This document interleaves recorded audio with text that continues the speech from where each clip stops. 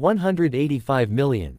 Most statistical offices define migrants as people who are foreign-born, but there is a better way.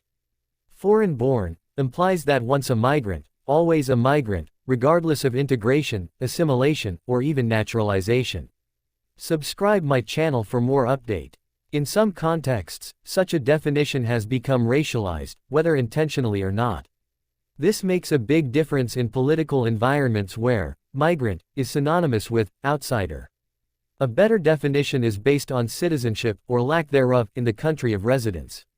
The main difference between a migrant and a non-migrant is not about their personal history, but about the rights they enjoy, in other words, the opportunities they can seize and the challenges they face.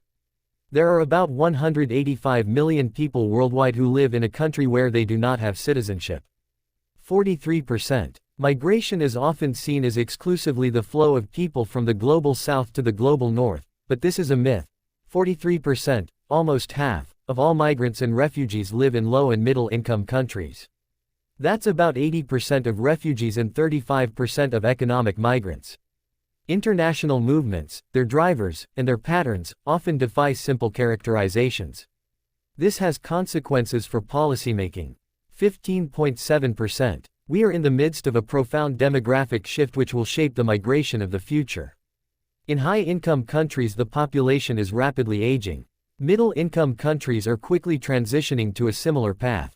Meanwhile, low-income countries have large populations of young clamoring for opportunity. In South Korea, 15.7% of the population, that is, almost 1 person out of 6, will be over the age of 80 by 2050. In 2000, just 1% of all South Koreans were over 80 years old. And even if the current fertility rate was to double overnight, it would take decades to reverse the long-term trends. In aging societies, who is going to care for the elderly? And who will continue to power the economy? These demographic trends are compounded by the effects of climate change and conflict. International mobility is going to be increasingly necessary for countries at all levels of income. Yet not all movements are equally beneficial. The recent World Bank's World Development Report 2023 on migrants, refugees, and societies proposes a practical framework to distinguish between different types of movements and guide policymaking.